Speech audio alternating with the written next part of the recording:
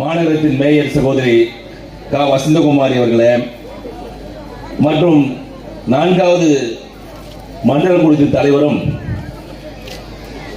எங்களோடு இணைந்து எல்லாவற்றிலும் துணை நிற்கின்ற தாய்மார்கள் அனைவருக்கும் என்னுடைய நன்றி கலந்த வணக்கத்தை விளையாட்டை சொல்லி,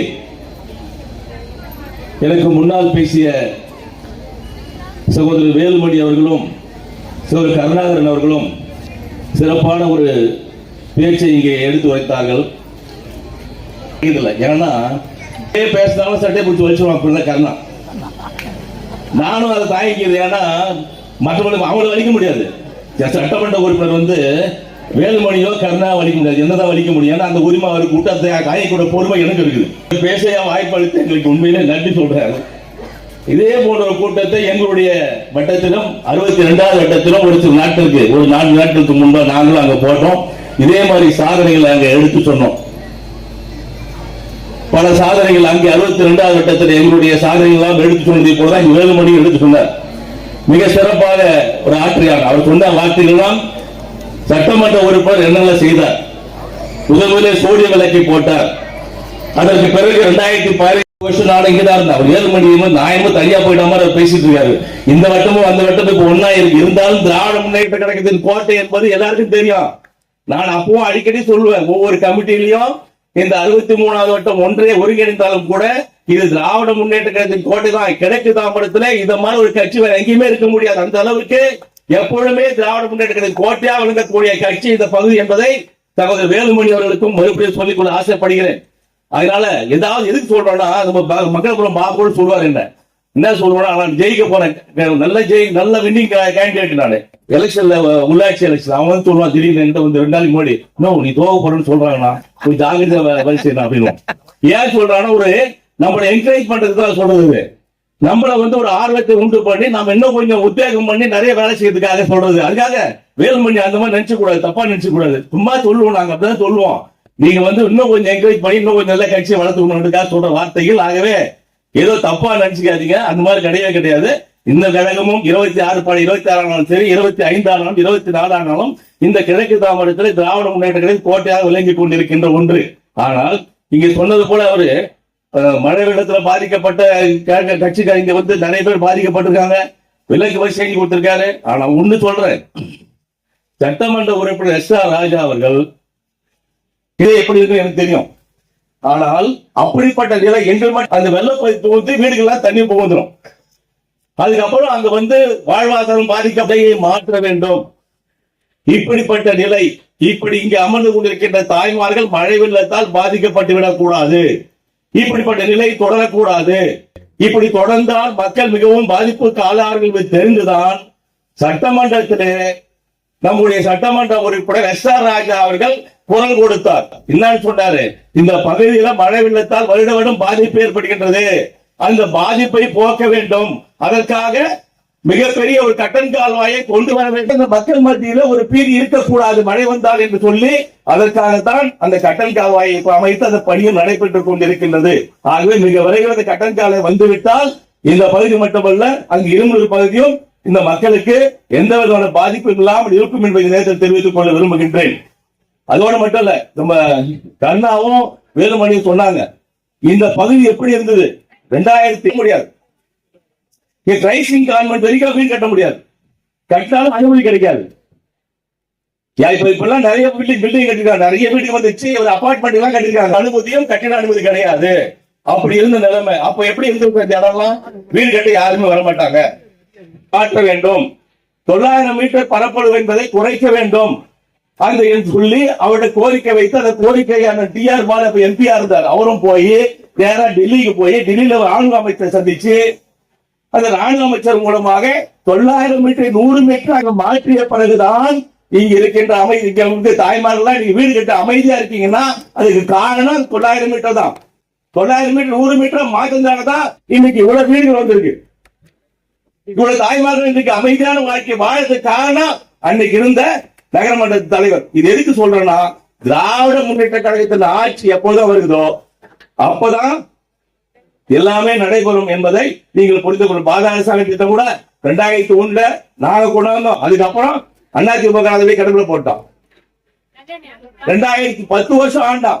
10 வருஷம் ஆண்டு இந்த பாதாள சாக்கடை கொண்டு வரவே இல்லை, அப்படியே கொண்டு போயிட்டாங்க. அதுக்கப்புறம் நாங்க வந்த பிறகுதான் இன்னைக்கு கூட பாதாள சாக்கடை நிறைவேற்றி இன்னைக்கு வேலுமணி அவர்கள் குறிப்பிட்டு சொன்னதை போல இன்னைக்கு இந்த பாதாள சாக்கடை காமாட்சி மக்கள் கூட இன்னைக்கு பம்பிங் ஹவுஸ் போட்டு இன்னைக்கு இந்த பாதாள சாக்கடை கனெக்ஷன் எல்லாம் கொடுத்திருக்கோம். இன்னைக்கு எல்லாருக்கும் ஒரு சுகாதாரமான ஒரு சூழ்நிலை உருவாக்கி இருக்கோம். அதை நீங்க எல்லாம் புரிஞ்சுக்கணும். அதோட மட்டும் இல்ல, இன்னைக்கு ரோடு எல்லாம் பாருங்க, எல்இடி லைட் எப்படிப்பட்ட லைட் எரியுதுன்னு பாருங்க. அன்னைக்கு எப்படி இருந்தது? 10 வருஷம் முன்னாடி திருடவுட் லைட் எரியாம இருந்தது. இன்னைக்கு பாத்தீங்கன்னா பிரகாசமான எல்இடி லைட்டுகள். சட்டமன்ற உறுப்பினருடைய குரல் கொடுத்து சட்டமன்றத்தில் நிறைவேற்றப்பட்டு இன்றைக்கு எல்லாத்தையும் எல்இடி விளக்கு போட்டு பிரகாசமா இருக்குன்னா அது காரணம். ஆகவே ரேஷன் கடை மட்டும் இல்ல, இங்க ரேஷன் கடை, கழிப்பிடங்கள், இன்னும் நிறைய பணிகள் நடைபெற்றுக் கொண்டே இருக்கின்றன.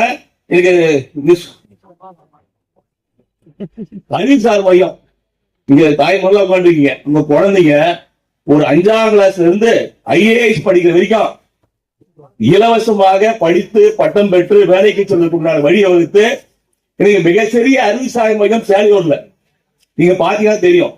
தாய்மார்கள் தெரிஞ்சுக்கணும், அடுத்தடுத்து வரணும். அனுமதி சொல்லிட்டு அவங்க பேசியிருப்பேன். பக்கத்திலே ஒரு அறிவுசார் மையம் அமைச்சு அந்த அறிவுசார் மையத்தின் மூலமாக இன்றைக்கு 5ஆம் கிளாஸ்ல இருந்து IAS படிக்க வரைக்கும் இன்னைக்கு அனைத்துவரும் படித்து தேர்ச்சி பெறுகின்ற அளவுக்கு மிகப்பெரிய ஒரு அறிவுசார் மையத்தை அமைச்சு கொடுத்திருக்காருன்னா இதுதான் திராவிட மாடல் ஆட்சி என்பதை நீங்க புரிஞ்சுக்கணும். அது மட்டும் இல்ல, இன்னைக்கு எங்க பார்த்தாலும் பார்க், பூங்கா வசதிகள். இந்த பூங்கா இல்ல, எங்க இடத்துல கூட அருள்நகர்ல ஒரு பூங்கா இருக்கு. தாம்பரம் முழுவதும் இருக்கின்ற 36 பூங்காக்களை இன்றைக்கு சீரமைத்து செம்மைப்படுத்தி மிக சிறப்பான பணி நடைபெற்றுக் கொண்டிருக்கின்றன. சாதாரண பூங்கா இல்ல, மகளிருக்குன்னே தனியா ஒரு பூங்கா, மகளிருக்குன்னே பிங்க் பார்க் அப்படின்னு சொல்லி பேர் வச்சு மகளிர் மட்டுமே பயன்படுத்தக்கூடிய ஒரு பூங்கா, மகளிரும் சிறுமிகளுமே பயன்படுத்தி அவர்களுடைய தனிப்பட்ட ஒரு பூங்காவாக அமைக்கப்பட்டு நீங்க மாடமாக மல்லிசு நகர்ல ஒரு பூங்கா அமைச்சிருக்காங்க.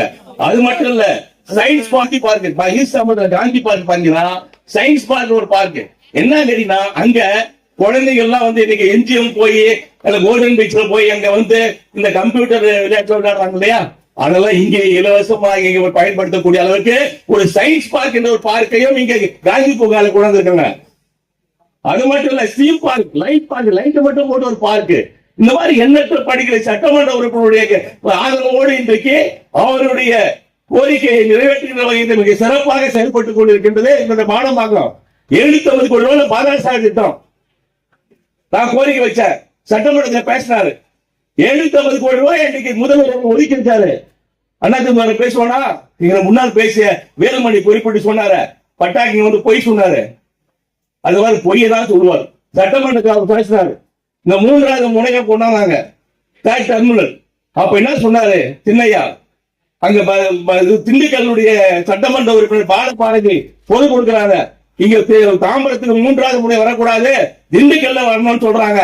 அப்போ அது ஆட்சேபனை செய்யாம ஒரு அமைதியா உட்கார்ந்த ஒரு சட்டமன்ற உறுப்பினர் தான் இந்த அமைச்சர் சின்னையா. அது மட்டும் இல்ல, யாருமே சொல்ல முடியாத வார்த்தை சொன்னார். என்ன தெரியுமா? ஜெயலலிதா இருக்கும்போது சொன்னார், அம்மா நாங்க மட்டும் அம்மா அம்மான்னு கத்துறோமா, இந்த மாடு ஆடு எல்லாம் அம்மா அம்மான்னு கத்துக்குமா அப்படின்னா. அது ஒண்ணுதான் அவர் சொன்னது. சட்டமன்றத்திலேயே குரல் கொடுத்தார் இவரு. 750 கோடி ரூபாய் இன்னைக்கு பாதாள திட்டம் வந்துக்குது, டெர்மினல் வந்துக்குது. இந்த மாதிரி எண்ணற்ற திட்டங்கள் இன்னைக்கு கொண்டு வந்து இருக்கிறோம். அது கூட இன்னும் கேட்டா JPR ஒரு காலேஜ் தெரியுமா உங்களுக்கு? JPR காலேஜ் மிகப்பெரிய மனிதர். அந்த JPR 100 ஏக்கரா இடத்த மடக்கி வச்சுக்கிறாரு. அந்த 100 ஏக்கராவை JPR மடக்கி வச்சுக்கிறான்னு சொல்லி சட்டமன்றத்தில் தைரியமா ஆண்மையோட அன்றைக்கு குரல் கொடுத்த ஒரே மனிதர் சட்டமன்ற உறுப்பினர் எஸ் ஆர் ராஜா. அன்னைக்கு எல்லாம் பத்திரிகை அடுத்த நாள் என்ன தெரியுமா? எஸ் ஆர் ராஜா காலி. ஏன்னா மிகப்பெரிய மனிதரை எதிர்த்துக்கிட்டே இவர் குரல் கொடுத்திருக்காரு. அதனால இவர் இவருடைய பின்புலத்தை அறியாம இவர் பேசியிருக்காரு. அதனால இவருடைய பதவியே பறிபோகணும்னு சொன்னாங்க. ஆனாலும் தைரியமாக அதை எடுத்து சொல்லி இன்றைக்கு அந்த 100 ஏக்கராவை சுமார் 1000 கோடிக்கு சொந்தமான இடத்தை இன்றைக்கு எடுத்து அபகரித்து இன்றைக்கு ஆக்கிரமிப்பு செய்து எடுத்து இன்னைக்கு அரசாங்கம் உபயோகப்படுத்திருக்கு. அன்னைக்கு தைரியமா கொடுத்தாதான் இன்னைக்கு 1000 கோடி சொத்தை இன்றைக்கு மீண்டு கொடுத்த பெருமை இருக்கு உண்டு. அது மாதிரி தைரியமா குரல் கொடுக்கணும் சட்டமன்றத்துல. இன்னைக்கு தைரியமா குரல் கொடுத்த காரணமாக தான் இன்றைக்கு இத்தனை திட்டங்களும் இன்றைக்கு வருகை தந்து கொண்டு இருக்கின்றன என்பதை நீங்கள் மறந்துவிடக் கூடாது. இன்னைக்கு ஹாஸ்பிட்டல் சொன்னாருங்க கருணா 130 கோடி ரூபாய் ஹாஸ்பிட்டல் இதுல பாருங்க சரடுவரத்துல தாலுகா அலுவலகம் யார் கொண்டாந்தது? சட்டமன்ற உறுப்பினர் எஸ் ஆர் ராஜா. தாலுகா மட்டும் இல்ல, பக்கத்துல ஆர்டிஓ அலுவலகம், அதுக்கு பக்கத்துல சிவில் சப்ளை அலுவலகம். நீங்க சாப்பிடுறீங்களா சாப்பாடு, உணவு பங்கீட்டு துறை, அந்த ரேஷன் கார்டு இது வாங்கணும்னா ஆனந்தூருக்கு போகணும். ஆனா ஆனந்தூருக்கு போகாம இங்கேயே வர வச்சு இங்கேயே உங்களுக்கு ரேஷன் கார்டு வாங்கறதுக்கோ பெயர் மாற்றம் பண்றதுக்கோ ஏற்பாடு செய்து சிவில் சப்ளை அலுவலகத்தை இங்கே கொண்டாந்தார். அதோடு மட்டும் இல்ல, நீதிமன்ற வளாகம், ஒருங்கிணைந்த நீதிமன்ற வளாகம், அதுக்கு எதிரில் பஸ் ஸ்டாண்டு, அது பக்கத்தில் சித்தா மருத்துவமனை, அது பக்கத்தில் துணை மின் நிலையம், ஆர்டிஓ அலுவலகம், சுரங்க நடைபாதை, மேம்பாலம், எப்படி சொல்லிட்டே போலாம். இதுதான் திராவிட மாடல் ஆட்சி. இன்றைக்கு எப்பொழுதெல்லாம் திராவிட முன்னேற்றங்கள் ஆட்சி வருகின்றதோ அப்பொழுதுதான் அதெல்லாம் வழங்கும். இன்னைக்கு எங்க பார்த்தாலும் இது சட்டமன்ற சொன்னார் எரிவாயு மேடை, அதே சொல்லிடுறேன்.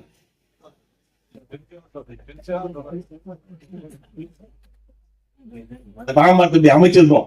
முதலெல்லாம் பாத்தீங்கன்னா சுடுகாட்டுக்கு இறந்தவர்கள் இறுதியாக போகின்ற கல்லறைக்கு அங்கே எரிக்கின்ற பொழுது விரட்டியும் விறகு தேடி கண்டுபிடிச்சு நிற்பாங்க. ஆனா இன்னைக்கு அப்படி கிடையாது. சட்டமன்ற உறுப்பினர் இறந்து விட்டாலும் கூட அவர்களுக்கு கூட ஒரு செய்கின்ற தொண்டாக இன்றைக்கு எரிவாயு தகன மேடை அமைத்து கொடுத்திருக்கிறார். சேலூர்ல மானம்பாக்கத்துல 5 நிமிஷம் தான் போன உடனே தகனம் செய்யப்பட்டு அவருடைய பணியை முடிப்பதற்கு முன்னாடி ஏற்பாட்டோடு எரிவாயு தகன மேடையை அமைத்து கொடுத்திருக்கோம். இப்படி எண்ணற்ற பணிகளை இன்றைக்கு தொடர்ந்து செஞ்சுட்டு இருக்கோம். ஆகவே திராவிட முன்னேற்ற கழக ஆட்சி எப்போதெல்லாம் வருகின்றதோ அப்பொழுது நல்ல திட்டங்கள் வருகை தரும் என்பதை சொல்லி நம்முடைய சகோதரர் வேலுமணி அவர்கள் மிக சிறப்பாக இந்த பகுதியை ஏற்பாடு செய்திருக்கின்றார். உண்மையிலே அவருடைய பணி சிறந்த பணி. சட்டமன்ற உறுப்பினர் செய்தாலும் சரி, அவர் இந்த பகுதியில் செய்தாலும் சரி, அவர் ஆற்றுகின்ற பணி சிறப்பாக இருக்கட்டும் என்று சொல்லி அவரையும் வாழ்த்தி எனக்கு நன்றி கூறி விடைபெறுகிறேன். நன்றி.